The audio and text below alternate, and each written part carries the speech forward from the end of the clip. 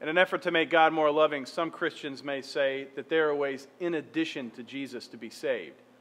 And so it's said that God will save some through the cross, but others who don't know Christ will be saved by their goodness or sincerity, or maybe because they were true to themselves. So some come through the cross, but others come through their own righteousness. I'm not so sure this makes God more loving. Picture the death of Christ with me. When God sent Jesus, he was beaten, mocked, nail-spiked. He hung on a cross and died a horrible, bloody death. Here's the question we all need to answer.